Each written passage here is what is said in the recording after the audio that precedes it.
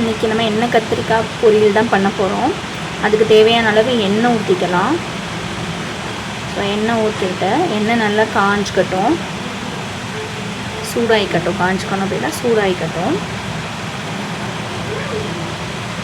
So இப்போ எண்ணெய் நல்லா சூடாகிடுச்சு. இந்த ஸ்டேஜில் கடுகு உளுந்தம் பருப்பு போட்டுக்கலாம்.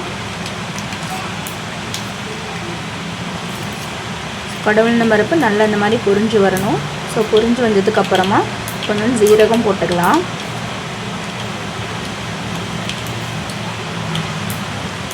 சீரகம் போட்டுட்டு சீரகம் நல்லா இந்த மாதிரி வந்ததுக்கப்புறம் நல்லா பொரிஞ்சு வந்ததுக்கப்புறம் வெங்காயம் போட்டுக்கலாம்.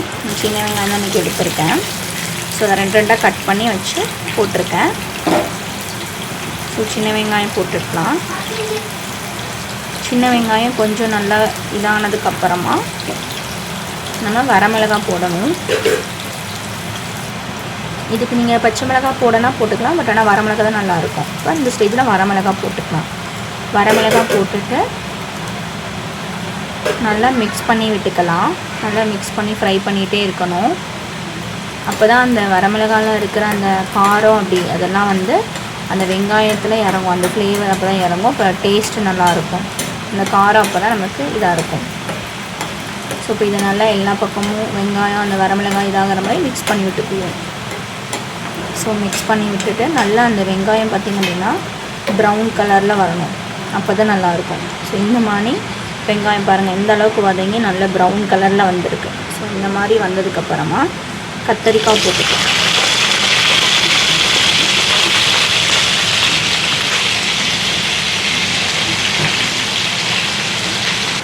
கத்தரிக்காய் போட்டுக்கோங்க. போட்டுட்டு நல்லா அடியிலேருந்து ஃபுல்லாக இது பண்ணி மிக்ஸ் பண்ணி விட்டுக்கோங்க. அந்த வரமிளகாய் வெங்காயம் எல்லாம் மிக்ஸ் ஆகி இது பண்ணுற மாதிரி. அப்போ தான் உங்களுக்கு அந்த ஆயில் எல்லாமே அந்த கத்திரிக்காயில் பட்டு அந்த கத்திரிக்காய் சீக்கிரம் குக் ஆகும்.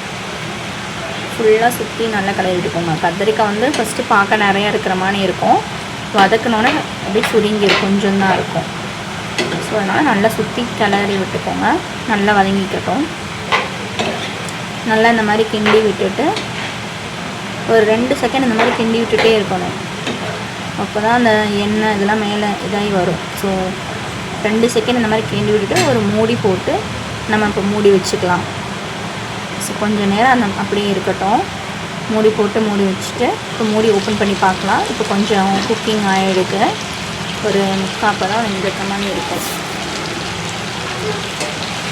இப்போ அதை நல்லா கிண்டி விட்டுக்கலாம் மறுபடியும். அப்போ நீங்கள் மூடி ஓப்பன் பண்ணி கிண்டி விட்டுக்கோங்க. அப்போ தான் நம்மளுக்கு வந்து அடி பிடிக்காமல் இருக்கும். இல்லை அப்படின்னா அடியினோன்னா அடி பிடிச்சிடும்.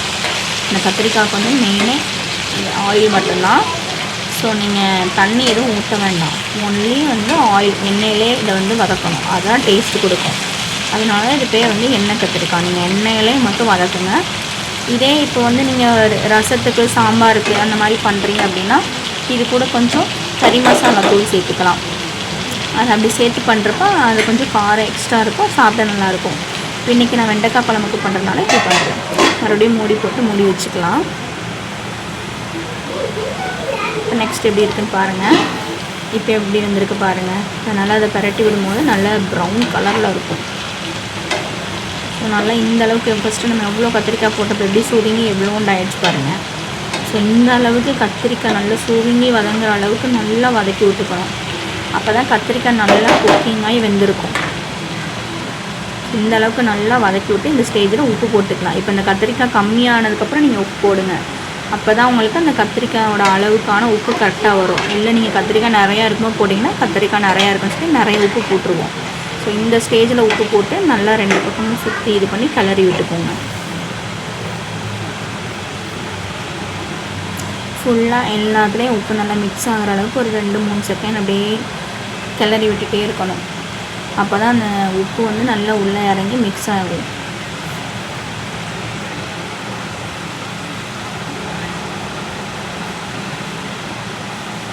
இப்போ பாருங்கள் எந்த அளவுக்கு இதாகிடுச்சுன்னு. இப்போ கத்திரிக்காய் ரெடி ஆகிடுச்சு. நம்ம கத்திரிக்காய் சாப்பிட்டுக்கலாம். பாய். உங்களுக்கு இந்த கத்திரிக்காய் ஃப்ரை பிடிச்சிருந்ததுன்னா என்னோடய சேனலை சப்ஸ்கிரைப் பண்ணிக்கோங்க. லைக் பண்ணுங்கள், ஷேர் பண்ணுங்கள், கமெண்ட் பண்ணுங்கள். பாய்.